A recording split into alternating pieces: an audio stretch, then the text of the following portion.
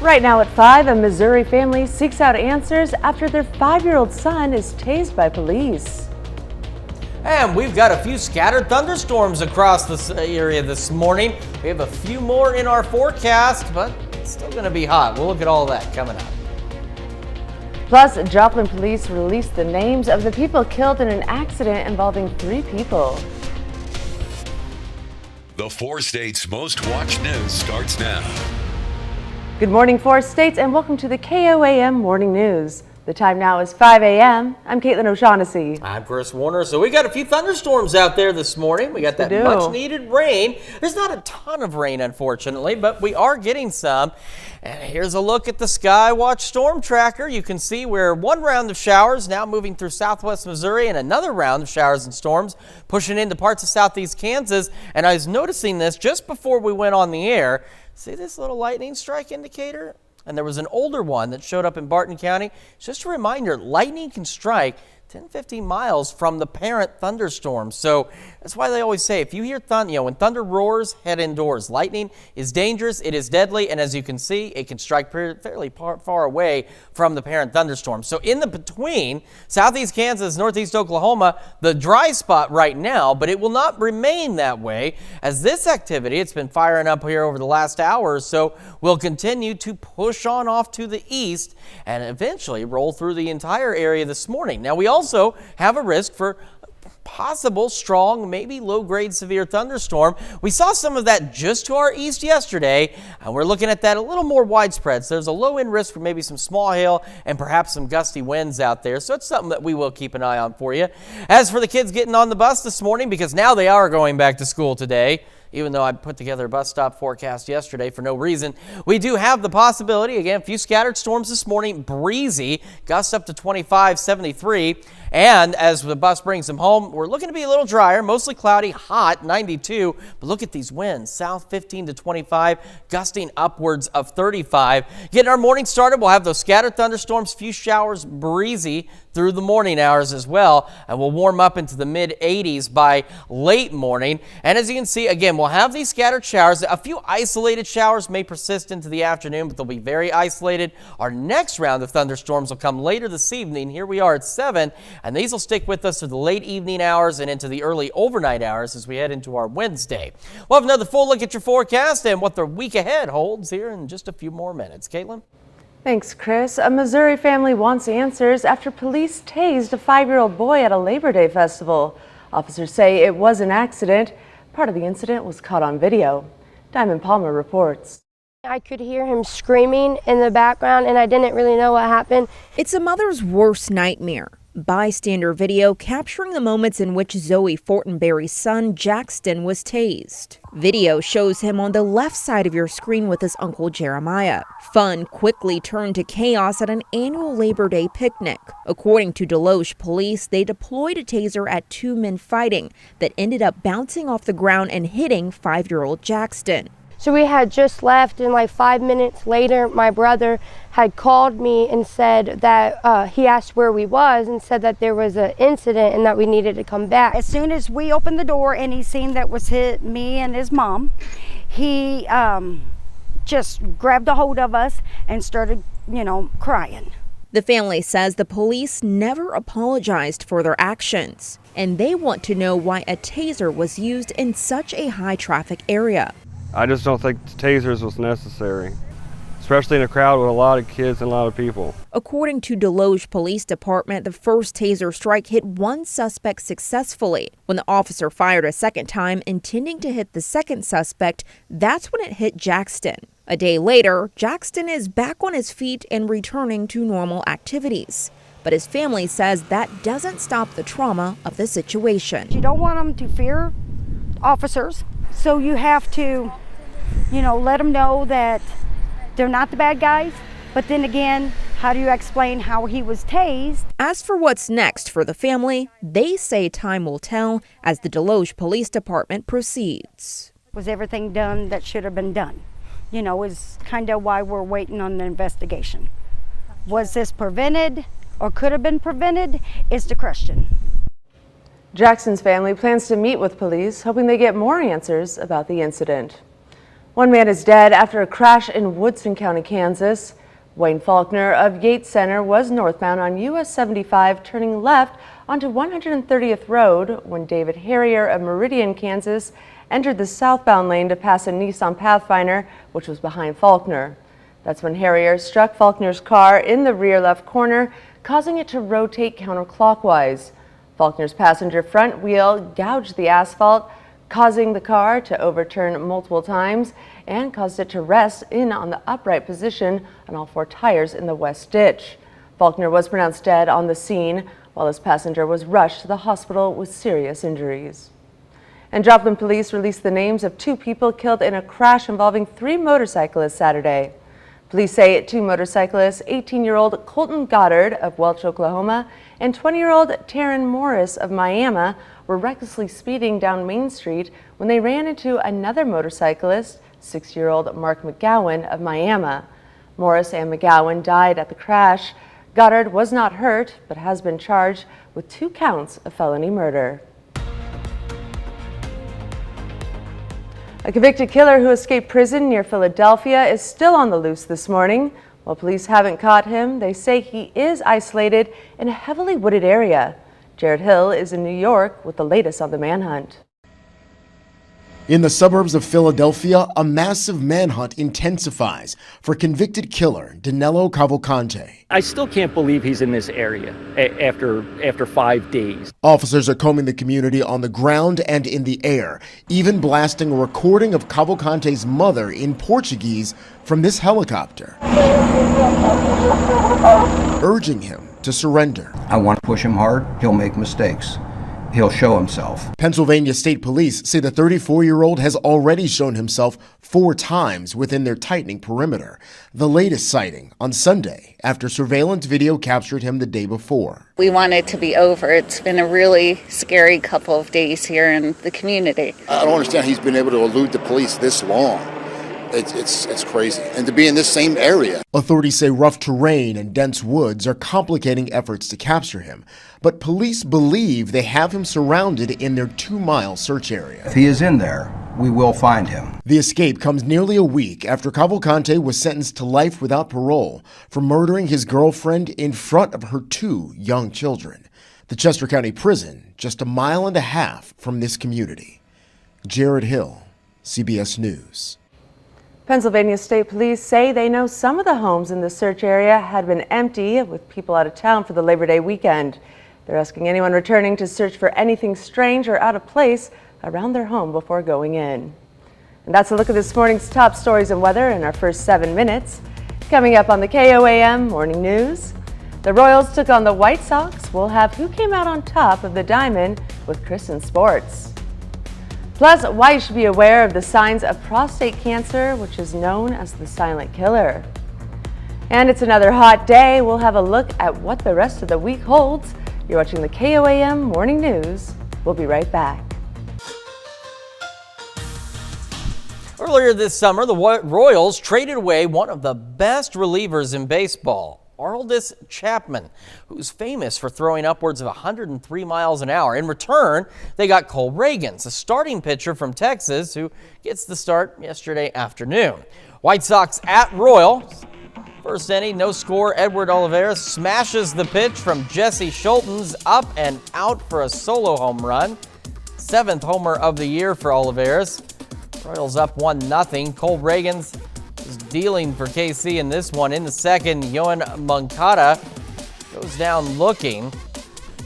Excuse me. Next batter, Lennon Sosa, swing and a miss to end the inning. So we're going to go to the 4th. Tim Anderson strikes out swinging. Reagans finished with 7 kills in 6 shutout innings, allowing just 1 hit in the 4th. Royals now up 3-0.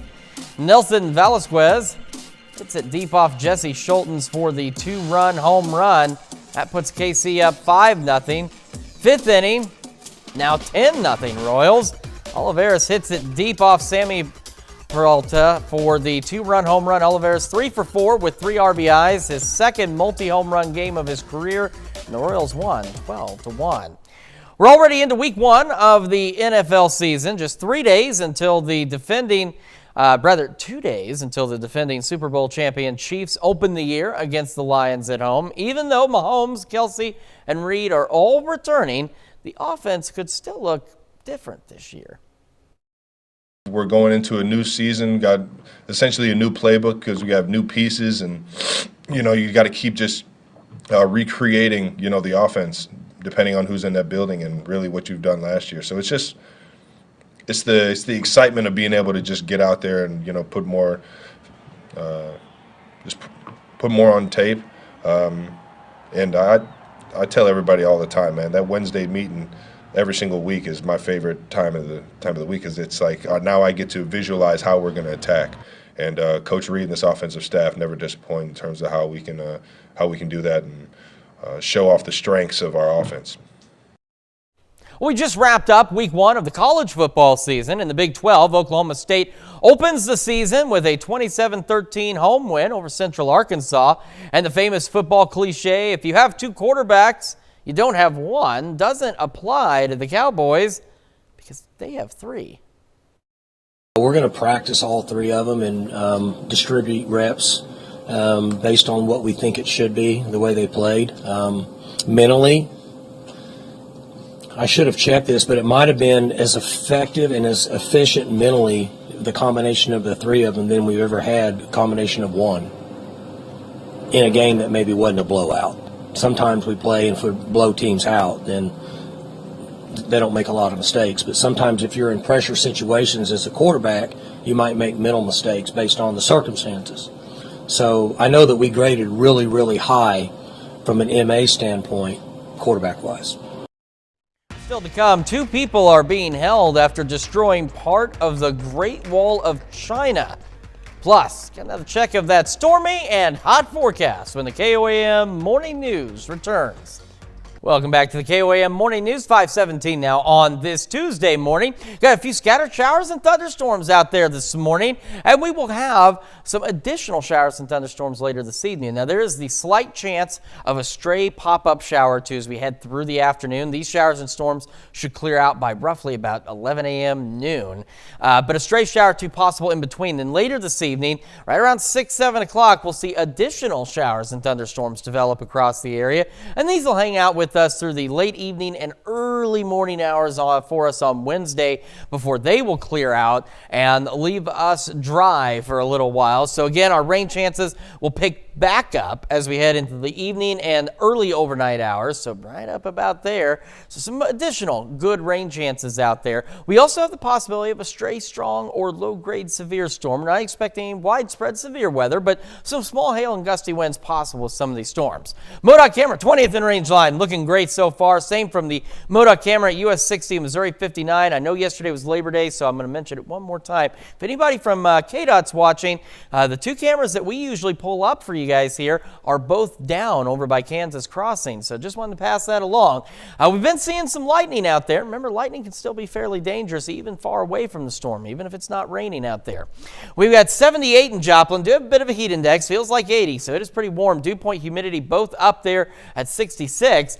Wind to south at 21, gusting to 30, and that's going to be the other side of this coin, is it's going to be pretty breezy like it was yesterday across the area. Look at these temperatures, though. 518, 78 Chanute, 76 Pittsburgh, 79 Neoda Shea Parsons, 77 Miami Carthage, so a very warm start across the area. They'll fall back just a little bit before they pick back up again. Really, again, scattered showers, maybe a thunderstorm or 2 through the morning hours, mid-80s by 11, and then again some additional pop-up showers possible. These shower chances are going to be very limited, but they are there. We're otherwise looking at wind gusts 30, 35 miles an hour today outside of any thunderstorm activity, and highs once again right around the mid-90s. We'll go through the evening. We'll see the shower and thunderstorm chances return. Still breezy overnight, going back into the low 70s. And as we look ahead, it's going to stay hot for a little bit longer. We're still low 90s tomorrow, clear. Mid-90s Thursday, low 90s Friday. Thunderstorm chances do return Thursday into Friday. They're low chances, but they are chances. Still a little hot through the weekend, low 90s. And then check out Monday, 80. Our temperatures finally get back to normal as we head into the next work week. We see some additional thunderstorm chances Sunday, Monday, and then by next Thursday. Look at these lows next next week into the mid-50s. Much more seasonable for this time of year. That's a quick check of your forecast. We're going to be back with Health Watch right after this.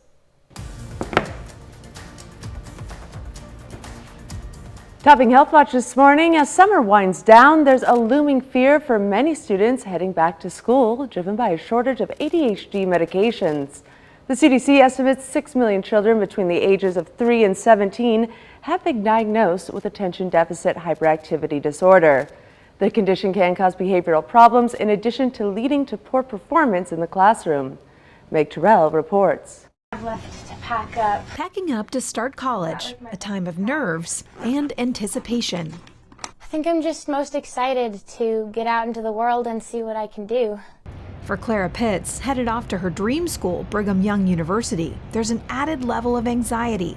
Welcome to ADHD Packing for College. Because the medicine she takes for attention deficit hyperactivity disorder is part of a nationwide shortage. It's just really scary not knowing if I'll have consistency in my medication. It started last fall when one drug maker had a manufacturing delay, but it hasn't let up. Clara has had to switch from Adderall to another medication called Vyvanse, but some dosages of that drug have been hard to come by as well. All of this has made back-to-school season even more stressful for students like Clara and their families. These young people often have difficulty paying attention, sitting still. Columbia University's Dr. Warren Ng says treatment can have dramatic results. It can really change a young person's life overnight. So they suddenly are able to do the work that they want to do, but are having difficulty focusing their attention. But relief from the shortage may not be coming soon. Prescription rates for the medicines are at record highs, up more than 45% in the U.S. over the last decade. A CDC study this year found an especially large jump in prescriptions for adults in the first year of the pandemic. Also complicating the picture, drugs like Adderall are stimulants, controlled substances the government says have a high potential for abuse, so the Drug Enforcement Administration sets limits on how much can be produced. But in a joint letter with the FDA last month, the DEA said manufacturers aren't producing as much as they're allowed to. Last year, they said there were about 1 billion more doses that they could have produced but did not, and said data for 2023 so far show a similar trend. For some, the shortage could mean dashed dreams. A lot of young people that I've seen have just given up, that they've either just felt that it's too difficult.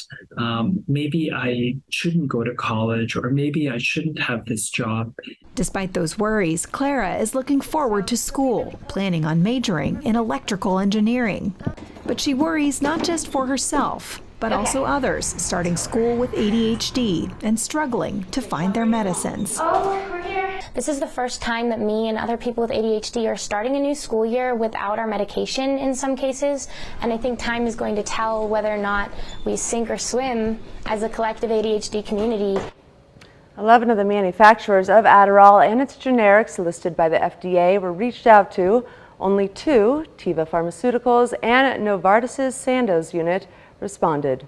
Both said they were making as much as they were allowed. More than 288,000 men will be diagnosed with prostate cancer in the U.S. this year, and it'll cause close to 35,000 deaths, according to the American Cancer Society. But when the disease is detected early, the odds of survival are high. In honor of Prostate Cancer Awareness Month, Mandy Gaither has more on the warning signs and when it's time to get screened.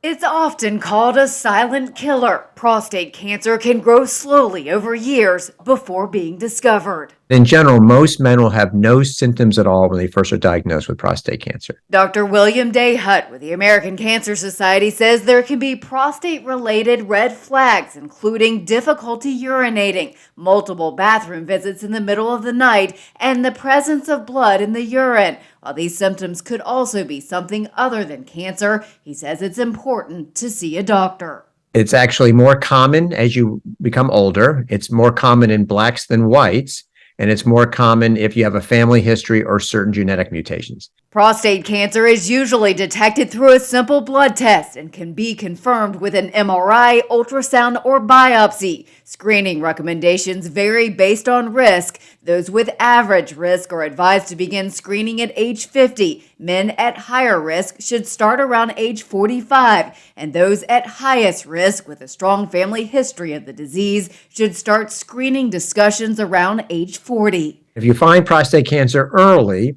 it can either be treated effectively where it doesn't come back, or oftentimes we actually can watch it for years and years without treatment and then only intervene when the cancer shows sign that it's becoming more aggressive or starting to grow. The American Cancer Society says having a healthy lifestyle, a healthy diet, and being active may reduce the risk of prostate cancer. Dr. Dayhat says those who have one BRCA gene mutation, which is better known for increasing breast cancer risk, are much more likely to have prostate cancer and a much more aggressive form of the cancer. That's a look at some of today's top health stories. You're watching the KOAM Morning News. Yeah, we're keeping our eye on one round of scattered showers and storms in southwest Missouri, moving on out. Another round moving into southeast Kansas. We'll take another look at that forecast when we come back. Right now at 5:30, Uniontown, Kansas hosts its annual Old Settlers Picnic to help celebrate the picnic's 117th anniversary. We've got a few scattered showers, even some thunderstorms out there this morning. We'll tell you how long those will last and when the heat gets here coming up. Plus, an old historic hospital gets transformed into a haunted house just in time for spooky season. The 4 states' most watched news starts now. Good morning, 4 states, and welcome to the KOAM Morning News. The time now is 5:31 a.m. I'm Caitlin O'Shaughnessy. I'm Chris Warner. So a few showers, a couple of thunderstorms out there this morning. Some much needed rain. There's not, unfortunately, not a ton of rain out there, but at least there is some shower activity. And we can show you that here on the KOAM Skywatch Storm Tracker. Take a look. We got those showers and a couple of rumbles of thunder still hanging on into southwest Missouri. Those are on their way out, and we have another batch of showers and thunderstorms starting to roll into parts of southeast Kansas. All associated with this activity. Look how quickly it fires up. It's not severe or anything. It gets going pretty well here and is continuing to push on off to the east and will continue to do so as we go through the morning. Now through today, mainly this evening, we do have the possibility of a couple of strong, maybe low-grade severe thunderstorms out there. So we do have a low-end hail risk and a low risk for maybe some gusty winds out there across the area. So something we'll keep an eye on as we head into the day. Kids getting on the bus this morning, grab that umbrella and make sure you hold on. It's going to be rainy, maybe some thunderstorms, and very breezy. Winds gusting upwards of 25. Not bad temperature-wise, though, right at 73. And when the bus brings them back home, still breezy. In fact, breezier as we go. Winds gusting 35, and we're talking 92 by 3 o'clock. We'll have the scattered showers, maybe a few thunderstorms persisting through the morning hours, and we'll head into the mid-80s by late morning. Still going to be a hot one today, and we'll have another round of thunderstorms later today. We'll talk about all that in your full forecast here in just a few more minutes. As you may have noticed, KOAM welcomes all sorts of new people on staff, and that includes reporters. One of these new reporters is Anthony Saviello. He's part of our program known as J365, where reporters come in an experience and KOAM helps them gain the experience needed for their journalism careers. Anthony has always wanted to be on camera since he was little, and now he gets the chance to. Coming up on our 6 a.m. show, we'll introduce you more in depth to Anthony. And for the Labor Day holiday, Uniontown, Kansas hosted its annual Old Settlers Picnic. The picnic celebrated 117 years with multiple events over the course of the weekend. Hundreds were in attendance, as well as all laughing and enjoying time as a community for the holiday. It's just always been fun. All the community gets together, has a good time, has a picnic in the park. We have vendors. We had a parade already, so we have a car show going on, and just all kinds of fun stuff. For additional information about next year's picnic or how to be a part of the events, check out their Facebook page. School was out for this Labor Day holiday, and some Joplin students spent the afternoon skating. Roller City Entertainment hosted Mania Monday as a way to provide some fun on their day off while staying active. We like to offer this kind of event because, school's out. We want to offer a safe and fun experience for the kids and the families in Joplin. The roller rink offered half-price admissions for Monday Mania. Fort Scott National Historic Site held an exploration of the labors and leisure on the 1840s frontier post. The purpose of the event was to get outside and enjoy the weather for Labor Day while learning some history. It included live music, historic yard games, and a variety of demonstrations and interpretive programs. So today was really kind of low-key. We had a couple of living history stations. We had a musical program earlier today at 11 a.m. and then we had a couple of guided tours. The park grounds are open daily from a half hour before sunrise until a half hour after sunset. And Halloween is right around the corner, and we're seeing some Forest State residents already preparing for the festivities. The old Katy Hospital in Parsons is being transformed into a haunted house again this year. Project Fear is celebrating their 26th haunt season, and they plan to kick it off on September 29th. Washington School was moving out. We've always wanted to come to the hospital to do the spook house here, but we formed the Historical Society. So then we kind of leased it out to Project Fear so they can do that haunted house here. The Katy Hospital was built in the early 1920s, giving it the perfect spooky aesthetic for Halloween. And that's a look at our top news stories coming up this half hour on the KOAM Morning News. We'll meet a cat who helps kids love to wear their glasses. Plus, a new grain deal between Russia and Ukraine falls through. We'll have the latest. You're watching the KOAM Morning News. And we'll be right back, but first here's a live look from the Washington Family Hope Center in Joplin, as today is their open house for the building because it was recently renovated and expanded.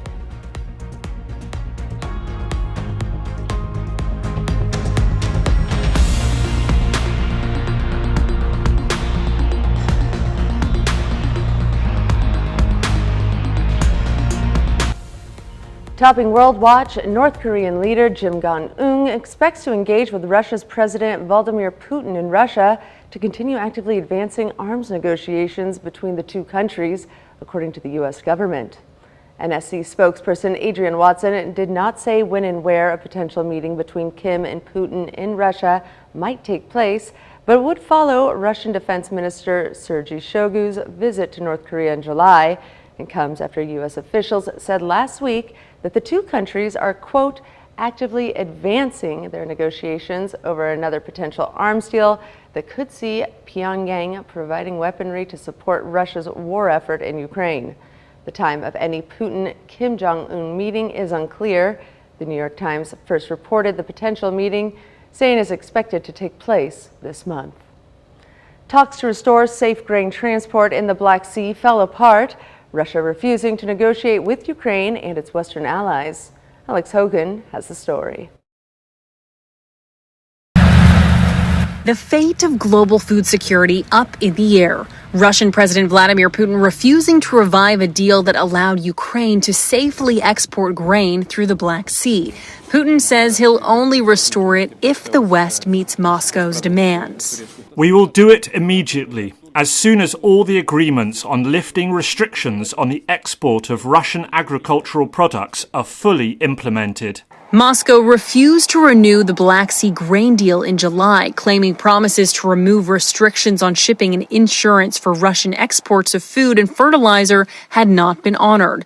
The Kremlin alleges this has hurt their agricultural trade. Ukraine and its Western allies, however, say there is nothing stopping those exports. They allege this is just another ploy by Putin to advance Russian interests. Наша позиція дуже проста. It should be restored not at the expense of blackmail, fulfilling the demands of the Russian Federation. Putin's remarks came during talks with Turkish President Recep Erdogan in Sochi. Those talks took place hours after Ukraine reported that Russian drones had targeted a southern Odessa port used to export grain.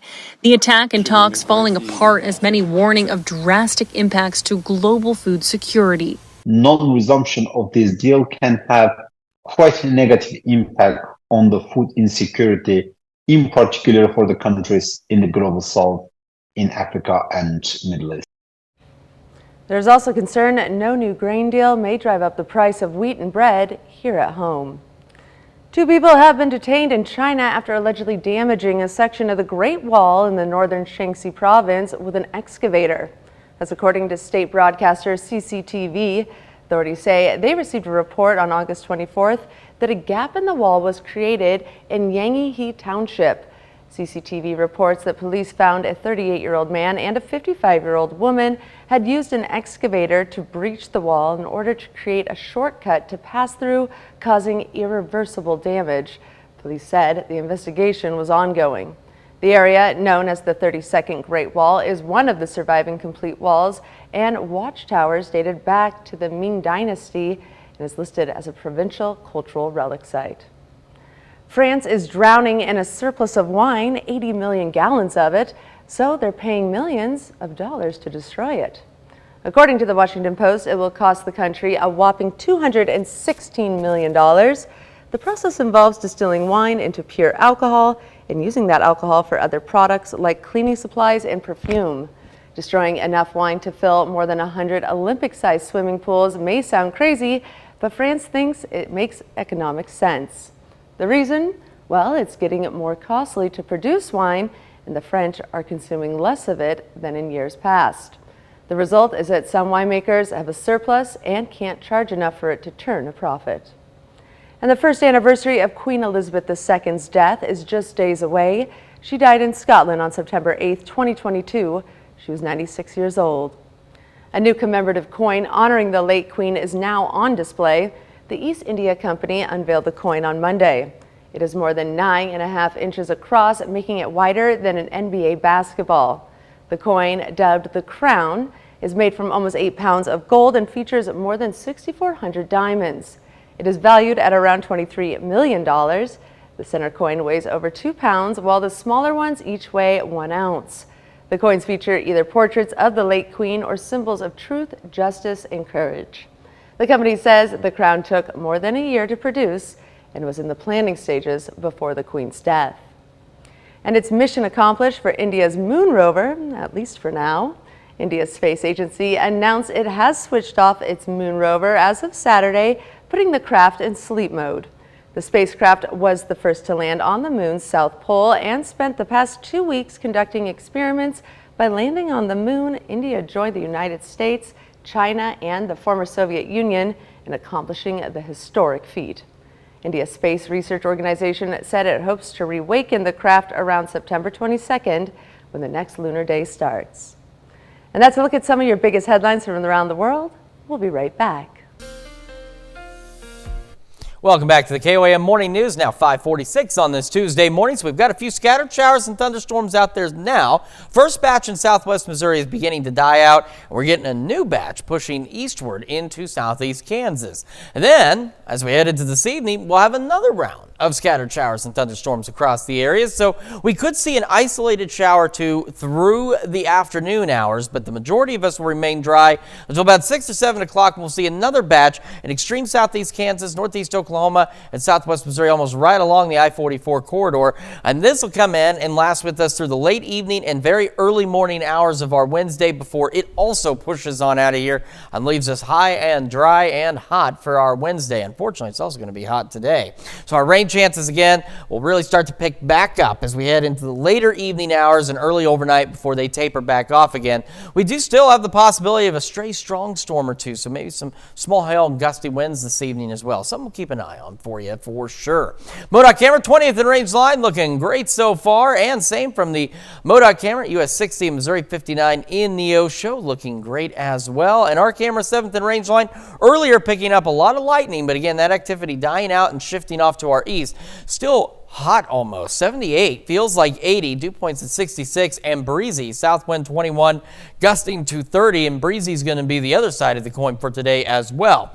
77 Fort Scott, 76 in Pittsburgh, look at this, 79 Parsons, Neodesha, 78 Chatopa, Independence, 77 Miami, so a very warm start across the area, and it's only going to get warmer yet. Now temperatures will fall back a couple of degrees, and then they'll turn around as the sun rises. So again, some scattered showers, maybe a few thunderstorms through the morning hours, mid-80s, and again breezy gusts 30-35 miles an hour possible today outside of any thunderstorm activity. A stray shower or two through the early afternoon, still windy, mid-90s for our highs again today, so still well above average. And then shower and thunderstorm chances will return later this evening, as we mentioned, and will eventually drop back down into the low 70s. We're going to be high and dry tomorrow, low 90s, hot, mostly clear skies. Some pop-up storms Thursday, and then Friday morning, still hot though, mid-90s Thursday, low 90s Friday. Hanging on the low 90s Saturday and Sunday. Pop-up storm chances return Sunday, Monday of next week. And look at the temperatures though. We go from low 90s to right about where we should be, maybe even a little bit lower than where we should be as we head into the next work week. Low to mid 80s out there with some additional shower chances possible by next Thursday. That's a quick check of your forecast. We will be right back after all of this, but first we're going to take a nice long look here from the Washington Family Hope Center in Joplin, as today is the open house for the building because it was recently renovated and expanded.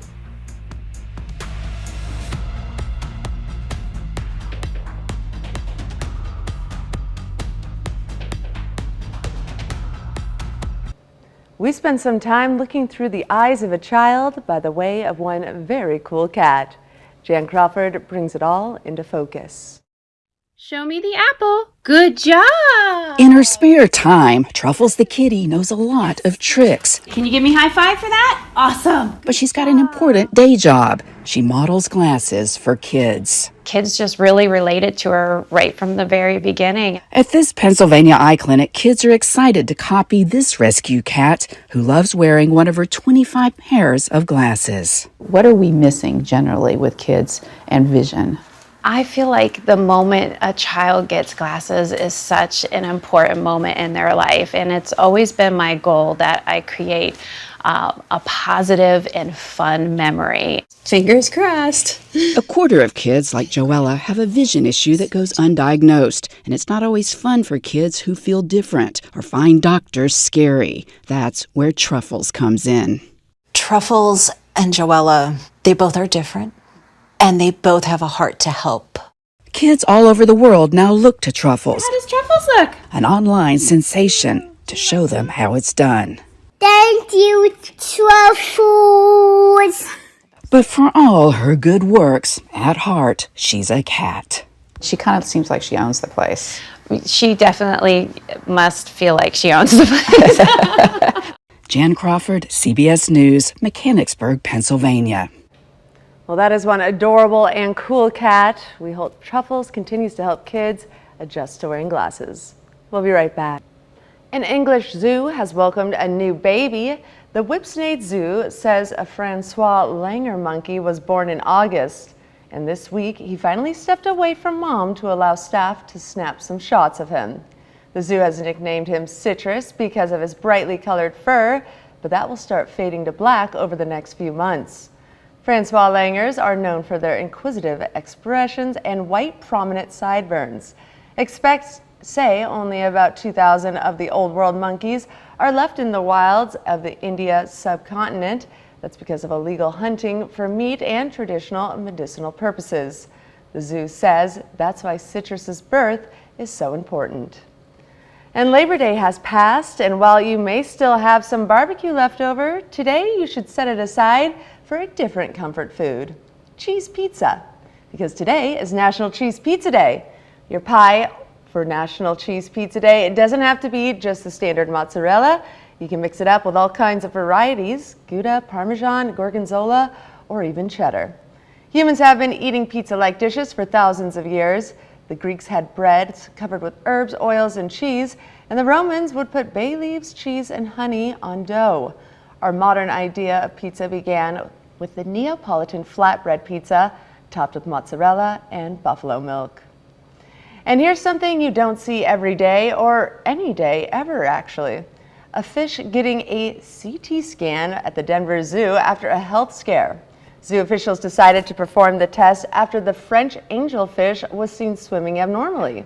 It was literally a fish out of water during the process, so this was no simple task, not at all like doing a CT scan on a human.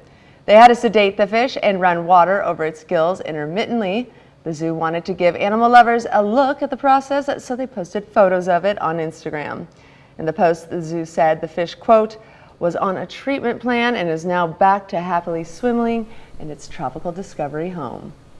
We've got ourselves a few scattered showers and thunderstorms as we go through the morning hours, mid-80s by late morning, and those little wind icons, we're talking wind gusts 30, 35 miles an hour through today, so be prepared for that. We also will be hot again as we go back into the mid-90s. A few stray showers possible into the early afternoon. Most of us will be dry, and then we'll see some additional showers and thunderstorms, mainly in extreme southeast Kansas, Oklahoma, and into Missouri later this evening into the early overnight hours, and we'll drop back into the lower 70s tonight. We're going to stay hot for the next several days, unfortunately. 91 tomorrow, mostly clear. And then as we head into Thursday and Friday, a few more pop-up storm chances, but still hot, low to mid-90s, low 90s through the weekend. Pop-up storms return on Sunday and Monday, but check out this difference, 91 to 80. Our average high is right around the mid-upper 80s, and we're going to be slightly below that as we kick off the next work week with temperatures falling back into the low to mid-80s. That's a quick check of your forecast. You know what? We're having so much fun with this. Why don't you stick around for another complete hour of the KOAM Morning News right after this. Right now at 6, Joplin police released the names of 2 people killed in a crash involving 3 motorcycles Saturday night. And we've got a few scattered showers, even a couple of thunderstorms out there this morning. Tell you how long these will last and how hot we're going to get coming up. Plus, the community of Uniontown comes together for a Labor Day picnic celebration. The 4 states' most watched news starts now. Good morning, 4 states, and welcome to the KOAM Morning News. The time now is 6 a.m. I'm Caitlin O'Shaughnessy. I'm Chris Warner. So we got some much needed rain across the area. We're not talking a ton of rain, unfortunately, but some rain is better than no rain at this point. Take it. And so for August, we actually ended the month slightly above average for rainfall, but September we started below average, and hopefully we're going to start to make some of that up. Live look at the Sky Watch Storm Tracker. You can see first batch of showers and thunderstorms we had this morning in southwest Missouri beginning to exit, and we're watching additional showers and thunderstorms now moving into the eastern parts of the western parts of southeast Kansas. The storms themselves moving to the east here, and you can see they fired up pretty quickly. They're not strong or severe by any means, but at least some rainfall out there, and those will be what bring us some thunderstorm chances through the morning. Then we do have the possibility, especially later this evening, of maybe a strong, possibly low-grade severe storm out there with some small hail and gusty winds. So that's something that we're definitely going to keep an eye on as we head into the afternoon and evening hours. Kids getting on the bus this morning, grab the umbrella and hold on tight, because not only are we going to see some thunderstorm chances, we're also going to see winds gusting upwards of 25 miles an hour. Temperatures, though, the only reasonable thing out there is they're about 73 by the time that bus brings them home. Hot, 92, mostly cloudy, still breezy, but now check out these gusts pushing upwards of 35 miles an hour. So again, some scattered shower storms through the morning, breezy conditions out there, mid-80s by late morning. An isolated shower or two may hold on through the early afternoon hours, but will otherwise be all right. And then we'll see that next round of showers and thunderstorms, again, mainly extreme southeast Kansas, Oklahoma, and Missouri, say around 6, 7 o'clock this evening. These will hang on through the late evening hours and the early overnight hours before they clear out and leave us hot and dry for our Wednesday. We'll have another complete look at your forecast and when a cool down will get here in a few more minutes. Caitlin? Thanks, Chris. 1 man is dead after a crash in Woodson County, Kansas. Wayne Faulkner of Yates Center was northbound on US 75 turning left onto 130th Road when David Harrier of Meridian, Kansas entered the southbound lane to pass a Nissan Pathfinder which was behind Faulkner. That's when Harrier struck Faulkner's car in the rear left corner, causing it to rotate counterclockwise. Faulkner's passenger front wheel gouged the asphalt, causing the car to overturn multiple times and caused it to rest in an upright position on all 4 tires in the west ditch. Faulkner was pronounced dead on the scene, while his passenger was rushed to the hospital with serious injuries. Joplin police released the names of 2 people killed in a crash involving 3 motorcycles Saturday night. Police say 2 motorcyclists, 18-year-old Colton Goddard of Welch, Oklahoma, and 20-year-old Taryn Morris of Miami, were recklessly speeding down Main Street when they ran into another motorcyclist, 60-year-old Mark McGowan of Miami. Morris and McGowan died in the crash. Goddard was not hurt but has been charged with 2 counts of felony murder. And to be the first to see the breaking news, weather, and sports, download the KOAM News app. It's available free of charge in the Apple App Store and the Google Play Store. Just search for the KOAM News app. For the Labor Day holiday, Uniontown, Kansas hosted their annual Old Settlers Picnic. The picnic celebrated the 117th year with multiple events over the course of the weekend. Hundreds were in attendance as well, all laughing and enjoying their favorite parts of the picnic. Yeah, I always fish the fishing tournament, so that and probably the car show, and the food looks pretty good too. This committee's first year of doing this, and it was challenging, but as you see, it went well. So, for additional information about next year's picnic or how to be a part of the events, check out their Facebook page. And school was out for the Labor Day holiday, and some Joplin students spent the afternoon skating.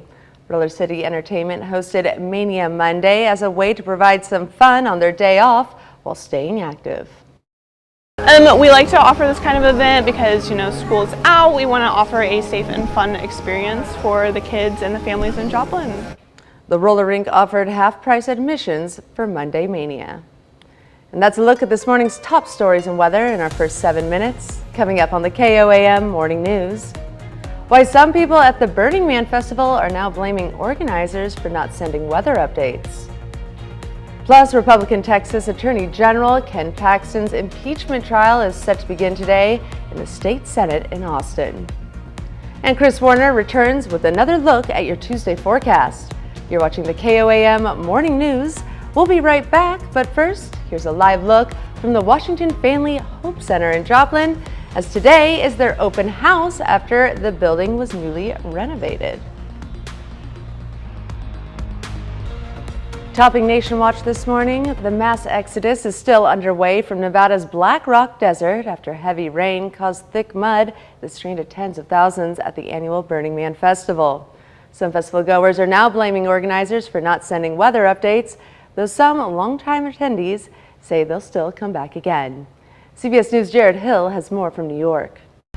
The iconic Burning Man lit up the Nevada sky one day late, marking the end of this year's chaotic festival. Thousands are just beginning the long trek out of the desert, packing the only road out. Unexpected heavy rains Friday turned the annual counterculture camping experience into a muddy mess, stranding festival goers, forcing them to shelter in place and ration supplies. The first days were all fun and games, but then it got super real and people were afraid, and it was, muddy. We just spent 4 hours in line to get out. Rob Levitsky says he's been coming to Burning Man for 2 decades and plans to come again, but he wishes organizers had given more warning about the weather forecast ahead of this year's gathering. I'm mostly prepared for hot desert, dusty wind, and not cold and wet and muddy. The impassable mud led to a temporary vehicle ban.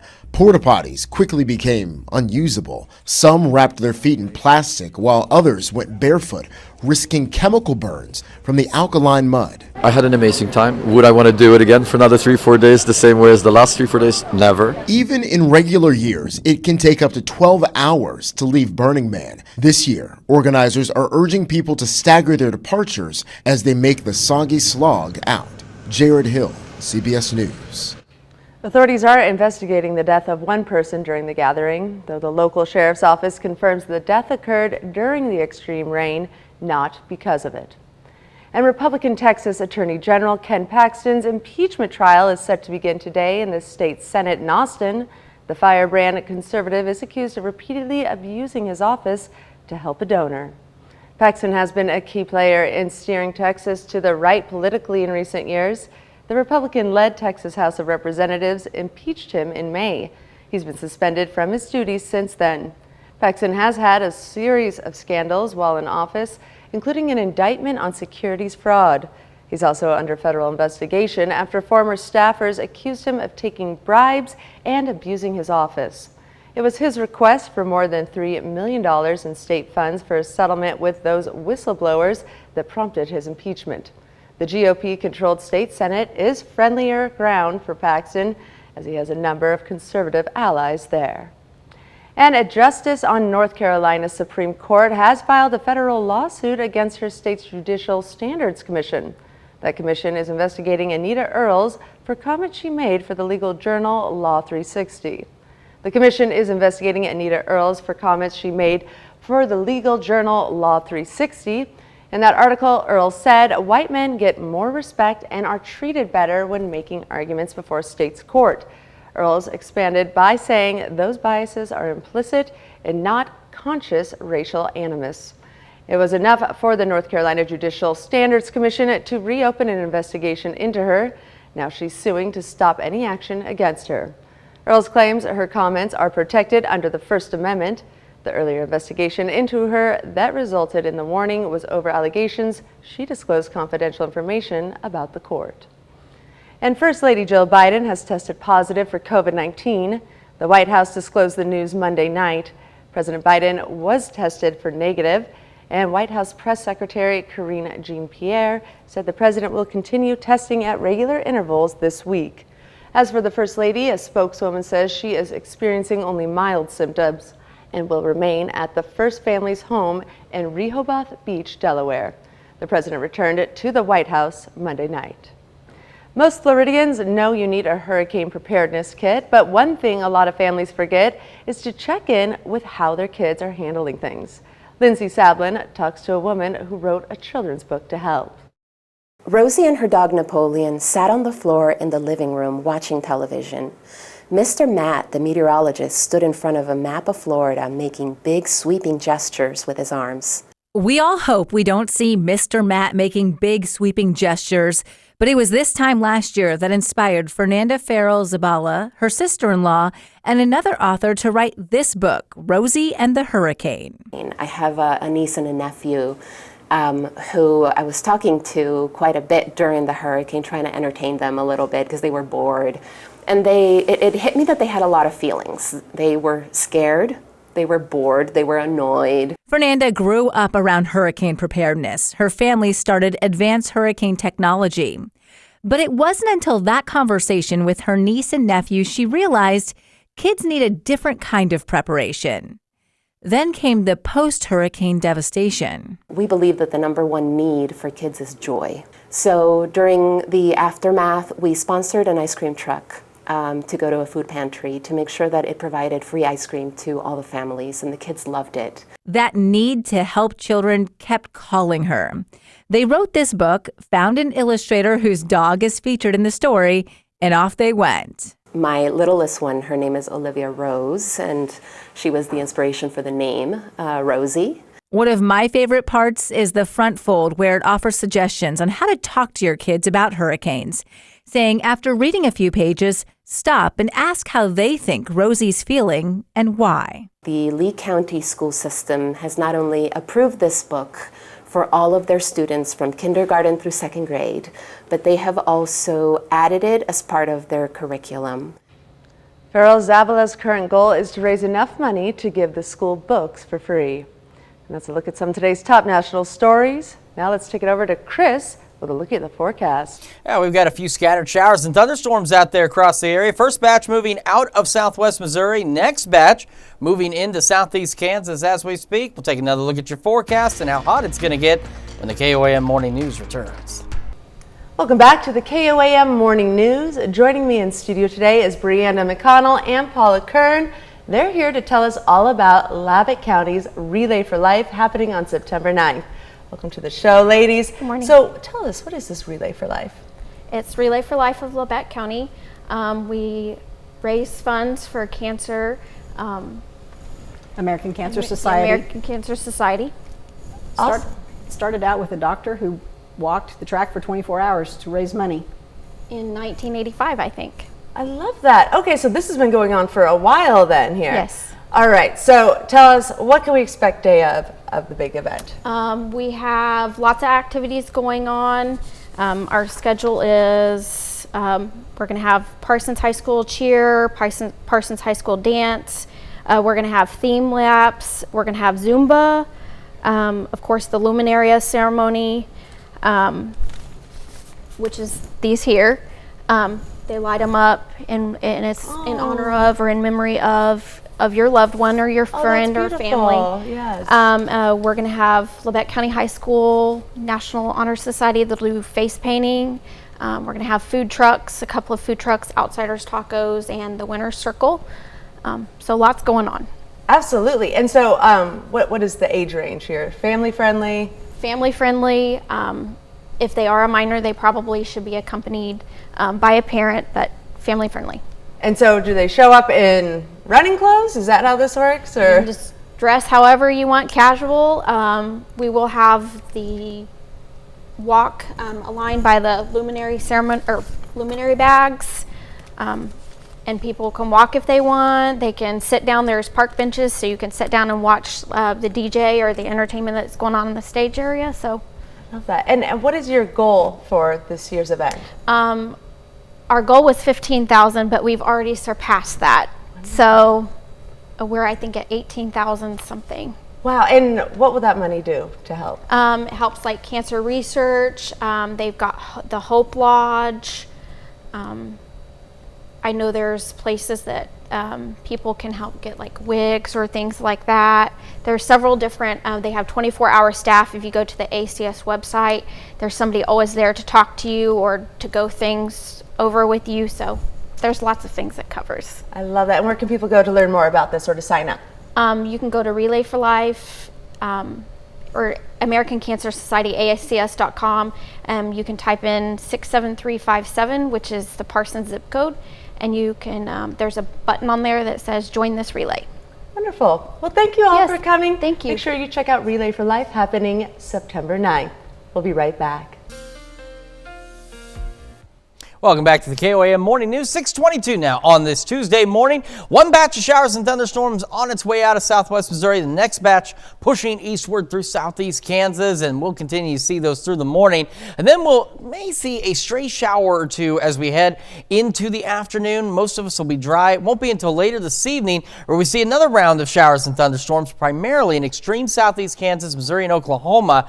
And these will push through late through the evening and into the early overnight hours for us on our Wednesday before they eventually dry out and leave us dry and hot for our Wednesday as well. And we could also see a couple of strong storms out there this afternoon, or mainly this evening, with maybe some small hail and perhaps some gusty winds. So our rain chances again really will pick back up once we head into the evening hours here with that additional round of thunderstorms, and then they'll taper back off as that exits on out of here.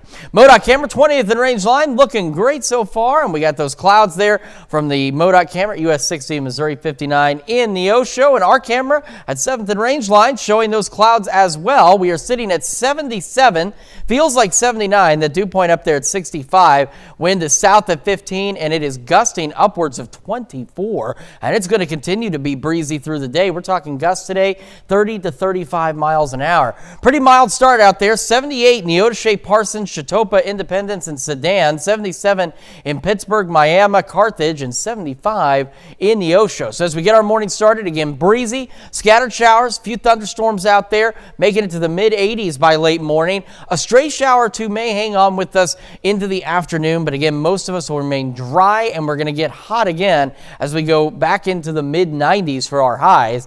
And then as we showed you, those thunderstorm chances will pick back up later this evening for at least some of us, and we'll stay warm through the evening and mild overnight back into the low to mid-70s for our lows. As we look ahead, we don't get any break from the heat, not for the next several days. Hot again tomorrow, mostly clear skies, maybe a couple of pop-up storms on Thursday, mid-90s, a few more morning pop-up storms possible for us on Fridays. We go into the low 90s Saturday, Sunday, pop-up storms Sunday and Monday, and then by next week, take a look at that. Our temperatures return to a much more reasonable level, right about where they should be. In fact, maybe even a few degrees cooler as we go back into the low to mid-80s. So I want to cycle through real quick to the Skywatch Storm Tracker and just giving you updates. So here's those showers in southwest Missouri continuing to push off to the east-southeast, and then we have this batch of showers and thunderstorms coming in this morning into southeast Kansas, and it will continue to push on off to the east and bring us, again, those scattered showers and thunderstorms through the morning hours, and maybe a few lingering showers by this afternoon. That is a quick check of your forecast. Now we'll send it over to Caitlin for Health Watch. Thanks, Chris. Well, silencing two genes may help patients with head and neck cancers respond to chemotherapy. Scientists from Queen Mary University of London found resistant cells became 30 times more sensitive to a drug called cisplatin. They say the findings could potentially extend to other cancers with elevated levels of the genes. A new study at Harvard University finds atypical antipsychotics are not less harmful than the more commonly used haloperidol for older patients recovering from major surgery. Researchers looked at 17,000 seniors who were prescribed antipsychotic medication for post-operative delirium. They found no significant difference in the risk for in-hospital death or for non-fatal clinical events such as pneumonia and stroke. And at least 1 in 5 commonly prescribed generic medications are cheaper with pharmacy discount card programs like Amazon Prime and GoodRx Gold.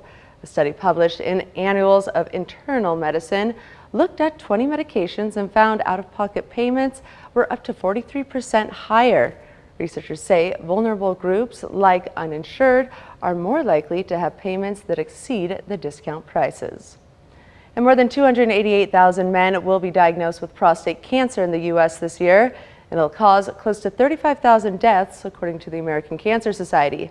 But when the disease is detected early, the odds of survival are actually very high. In honor of Prostate Cancer Awareness Month, Mandy Gaither has more on the warning signs and when it's time to get screened.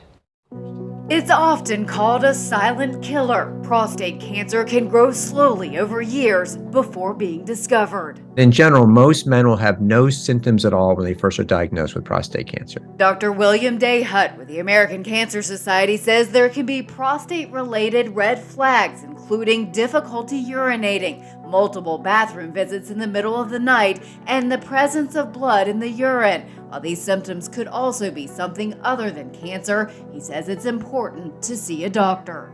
It's actually more common as you become older. It's more common in blacks than whites, and it's more common if you have a family history or certain genetic mutations. Prostate cancer is usually detected through a simple blood test and can be confirmed with an MRI, ultrasound, or biopsy. Screening recommendations vary based on risk. Those with average risk are advised to begin screening at age 50. Men at higher risk should start around age 45, and those at highest risk with a strong family history of the disease should start screening discussions around age 40. If you find prostate cancer early, it can either be treated effectively where it doesn't come back, or oftentimes we actually can watch it for years and years without treatment and then only intervene when the cancer shows sign that it's becoming more aggressive or starting to grow. The American Cancer Society says having a healthy lifestyle, a healthy diet, and being active may reduce risk of prostate cancer. Dr. Dayhut says those who have one BRCA gene mutation, which is better known for increasing breast cancer risk, are much more likely to have prostate cancer and a much more aggressive form of the cancer. That's a look at some of today's top health stories. We'll be right back. Right now at 6:30, we take a deep dive into our J365 program and highlight one of its reporters. And we've got a few scattered showers and thunderstorms across the area this morning. We'll continue to see those. We'll take a look at that forecast and get you out the door coming up.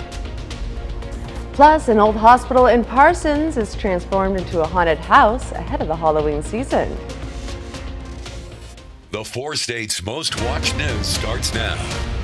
Good morning, 4 states, and welcome to the KOAM Morning News. The time now is 6:31 a.m. I'm Caitlin O'Shaughnessy. I'm Chris Warner. So we've had some rain out there this morning, and much needed rain. Not a lot of it, but some for sure. And even a few thunderstorms out there this morning. Saw some lightning on our tower cam this morning, and on the MODOT cameras this morning as well. Remember, lightning can be dangerous and can strike pretty far from the parent thunderstorm. So when thunder roars, head indoors. That's the best advice to follow. And we've got more thunder out there as we get the day started. Our first batch of showers and storms slowly beginning to exit southwest Missouri. However, we've been watching a little bit of redevelopment back behind it. Nothing significant, but still a few extra showers out there. And the next big batch is already pushing in southeast Kansas, just west to the west of Chanute, rather, with some showers and a couple of thunderstorms out there as well. So we can take a look at this loop as it developed almost right along the I-35 corridor and began to push eastward into the area, and will continue to do so. And will give us some additional shower and thunderstorm chances through the morning. We also have that possibility of a strong, maybe low-grade severe thunderstorm as we head possibly this morning, but more likely later this evening with some additional thunderstorm chances. So we have a low-end risk for some small hail and perhaps some gusty winds, but we're not anticipating any widespread severe weather.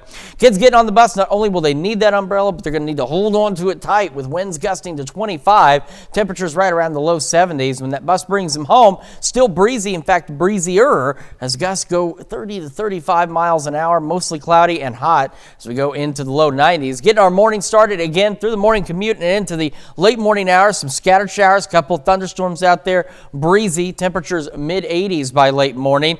Once these, we could still see again and a couple of isolated showers as we head through the afternoon. Most of us will remain dry, and then in extreme southeast Kansas and across parts of Missouri and Oklahoma, we'll see by about 6, 7 o'clock another batch of showers and thunderstorms. This is honestly the better opportunity for maybe a strong storm or two out there, so we'll keep an eye on this for you. Here we are at 9, a few more of those thunderstorms going, and these will hold on into the early morning hours on Wednesday before they clear out, so you can see where our rain chances really pick back up again late this evening and taper off as we head to Wednesday morning. It is going to be hot today, and it's going to stay that way for a while. We'll talk about that full forecast here in a few more minutes. Caitlin? Thanks, Chris. Well, we're introducing you to our new team members. Our latest one is reporter Anthony Saviello. I have my own personal KOAM lanyard, and I've already gotten some. You work for the news station? Yes, I do. So it is really cool. Anthony Saviello is used to getting noticed, and he likes it that way. I could spend all day on stage or in front of a camera. No problem whatsoever. He says he's always chased the spotlight, performing in front of family, friends, and in school and theater productions.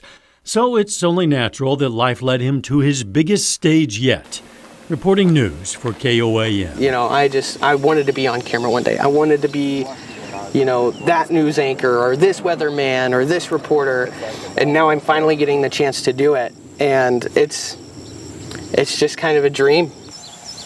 Even a self-proclaimed extrovert needs to find some quiet moments. For Anthony, one spot is at the end of a fishing pole. How about that?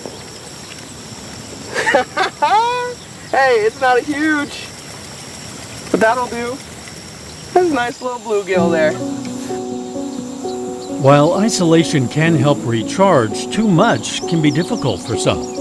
Anthony says this season of COVID was a challenge for him, and it was then that his mother began her fight against breast cancer.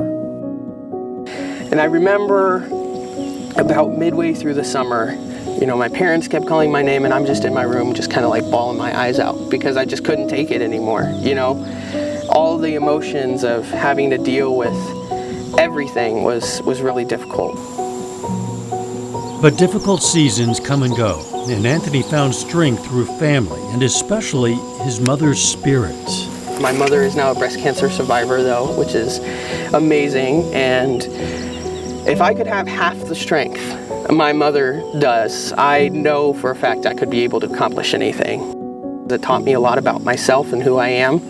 And then a few months later, after all this stuff happened, I met Courtney. And now I'm married, I'm with the love of my life. Anthony and Courtney grew up in Springfield. Their careers led them to Lamar, where she teaches. This is his favorite way to be held. They do life with their 4 fur kids. A bit chaotic at times, as you'd expect, but a good addition as the young couple focuses on their new careers.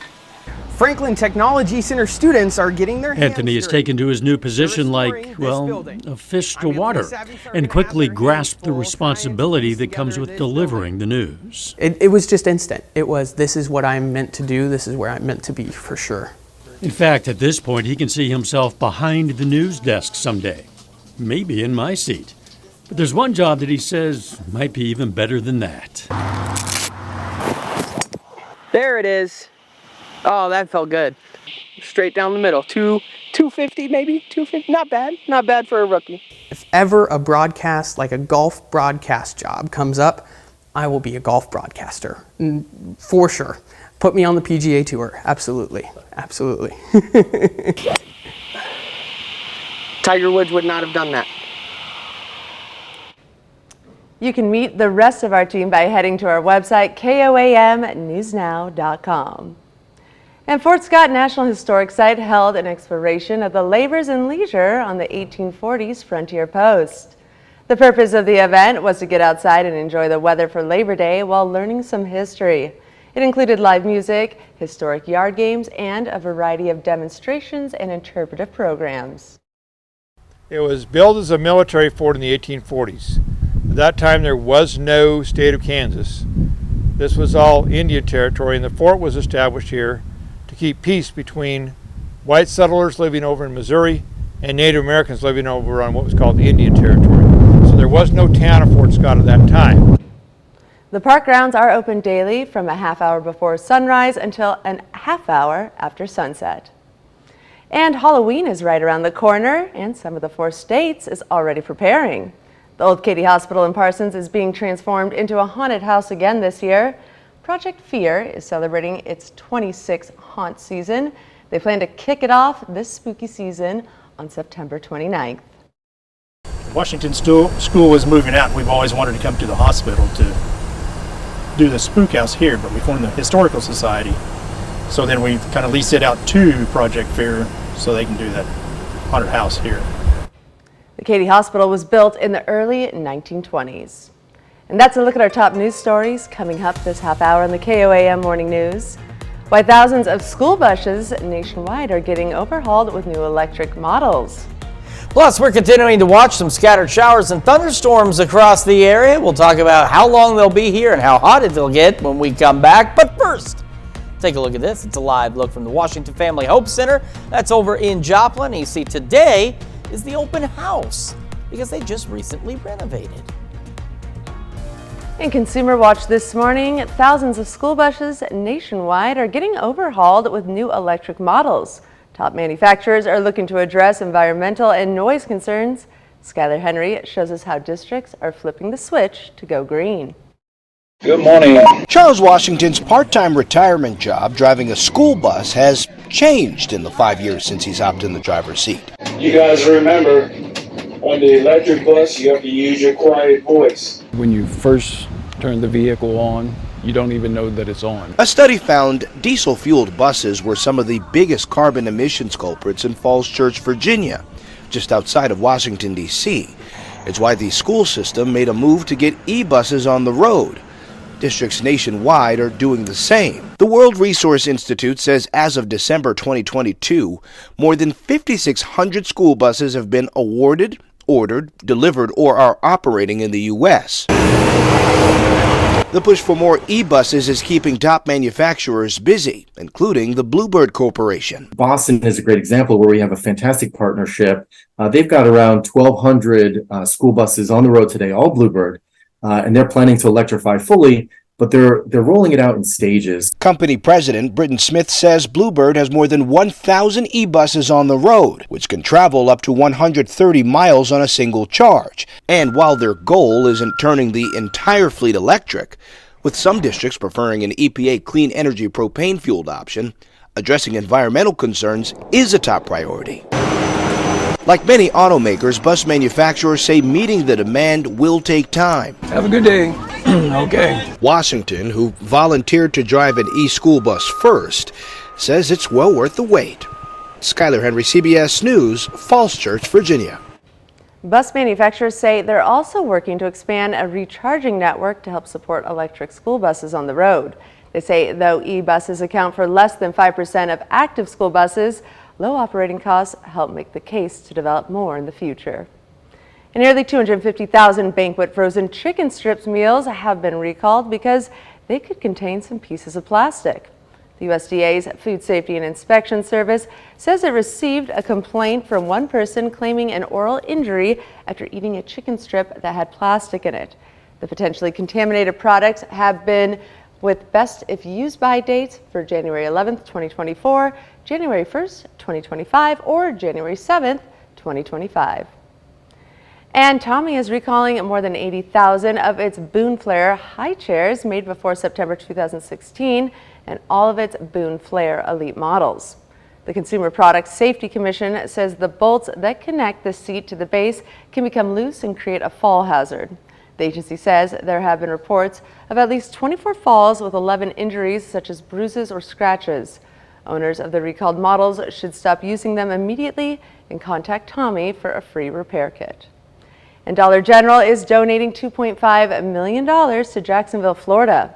This is after a gunman killed 3 people last month in an attack police say was racially motivated. One of the victims was a 19-year-old store employee. Dollar General says the donation will go towards efforts and organizations focused on healing and hope for Jacksonville.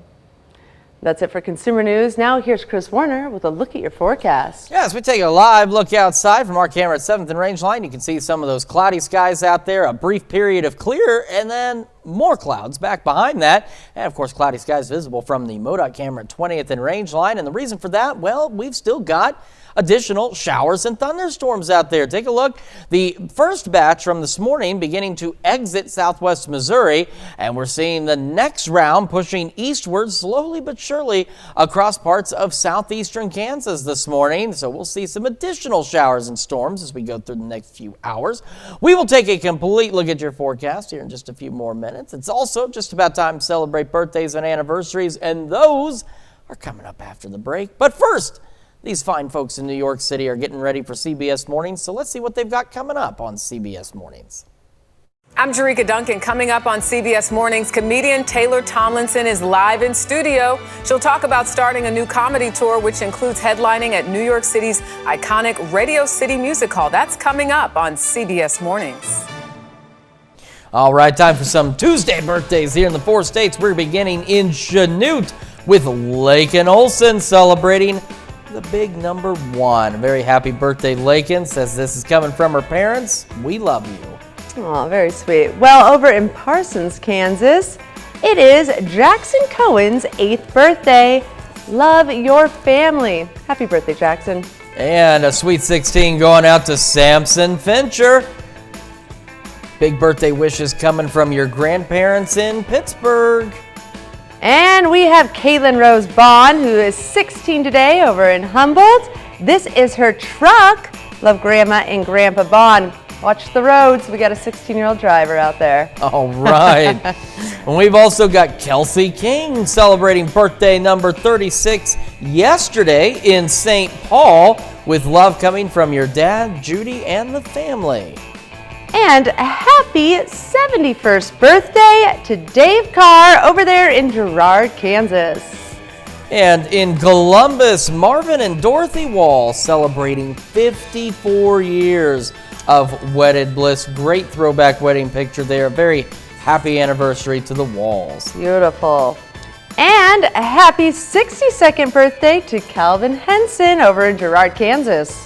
And Denise Hodson celebrating number 71 in Columbus. Happy birthday, Denise. Taking it over to Crestline, Kansas. Anna Klein turned 76 today. And we've got Brandy Spencer celebrating another year wiser over at the Medical Lodges in Columbus. So very happy birthday and anniversary to everyone on our list. Caitlin, if they'd like to celebrate with us, what do they need to do? Oh, I'll tell you, Chris. All you got to do is submit your birthdays and anniversaries to birthdays at KOAMnewsnow.com. Be sure to include any messages and pictures so we can give you guys the shout out that you deserve on your big day.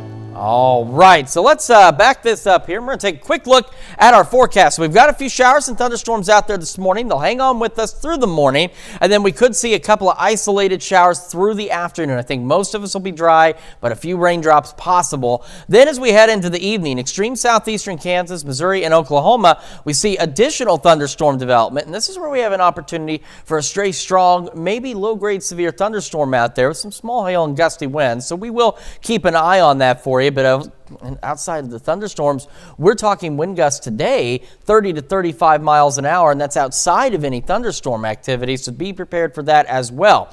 These showers and thunderstorms will hang on through the late evening into the early morning hours for us on Wednesday before they will eventually taper off before sunrise and leave us hot and dry for tomorrow. So again, a quick look, you can see where our rain chances again really kind of pick up as we head later into the evening and early overnight before they do eventually drop on off. MoDOT camera camera, 20th and Rangeline, looks great. Same from the MoDOT camera at US 60 and Missouri 59. We got the cloudy skies out there with the additional showers and storms coming in. Quick look at temperatures. That's what we want to do. 77 Pittsburgh, Joplin, Fort Scott, Chanute. 78 Neodesha, Parsons, Chetopa. 77 Miami. I'm sorry, I missed Miami. Carthage also 77. And a little cooler out east where it's still kind of raining. 71 Monette and Cassville. It's going to be another hot one outside of these storm chances. We're going to take another full look at your forecast in just a moment. And coming up, when the KOAM Morning News switches over to Fox 14, by the way, that happens at 7 a.m. The first day of school, it's a big day for anyone, but we're going to tell you about how one Wisconsin family this year is extra special. Here's a check of today's top headlines, the news you need to know before you head out the door. One man is dead after a crash in Woodson County, Kansas. Wayne Faulkner of Yates Center was northbound on US 75, turning left onto I-30th Road when David Harrier of Meridian, Kansas entered the southbound lane to pass a Nissan, which was behind Faulkner. That's when Harrier struck Faulkner's car in the rear left corner, causing it to rotate counterclockwise. Faulkner's passenger front wheel gouged the asphalt, causing the car to overturn multiple times and caused it to rest in an upright position on all four tires in the west ditch. Faulkner was pronounced dead on the scene, while his passenger was rushed to the hospital with serious injuries. Joplin police released the names of 2 people killed in a crash involving 3 motorcycles Saturday night. Police say 2 motorcyclists, 18-year-old Colton Goddard of Welch, Oklahoma, and 20-year-old Taryn Morris of Miami were recklessly speeding down Main Street when they ran into another motorcyclist, 6-year-old Mark McGowan of Miami. Morris and McGowan died in the crash. Goddard was not hurt, but has been charged with 2 counts of felony murder. And Fort Scott National Historic Site Sunday held an exploration of the labors and leisure on the 1840s frontier post. The purpose of the event was to get outside and enjoy the weather for Labor Day while learning some history. It included live music, history, yard games, and a variety of demonstrations and interpretive programs. The park grounds are open daily from a half hour before sunrise until a half hour after. Halloween is right around the corner, and some of the 4 states is already preparing. The Old Katy Hospital in Parsons is being transformed into a haunted house again this year. Project Fear is celebrating their 26th haunt season. They plan to kick off the spooky season on September 29th. And that's a check of today's top headlines, the news you need to know before you head out the door. As you head out the door, a few scattered storms this morning, a few isolated showers into the afternoon, winds gusting 30, 35 out there, and hot again despite the rain, mid-90s. A few more thunderstorms, extreme southeast Kansas, Missouri, and Oklahoma late this evening into the early overnight hours. Some of those could be strong with some small hail and gusty winds, and we'll go back into the low to mid-70s. As we look ahead, the heat holds on to us through the weekend. Pop-up storms Thursday, Friday, Sunday, and Monday, and as we head into next week, our temperatures finally get to seasonable levels. In fact, a little below seasonable levels, back into the low 80s. All right, well, coming up today at noon, we're making baked macaroni and eggplant Neapolitan in the Mr. Food Test Kitchen. And your morning news continues with CBS Mornings, and the summer travel season may be over, but the end of year holidays are right around the corner. Ahead on CBS Mornings, if you want to save some money, why the time to book maybe now. Or you can switch on over with us on Fox 14, where your only local morning news continues. This morning, Imagine Dragons have a new song based on an upcoming video game. We'll have what you need to know. And Charlene Patton coming back to teach us how to make stuffed muffins. And we'll see you back here at 5 a.m. tomorrow.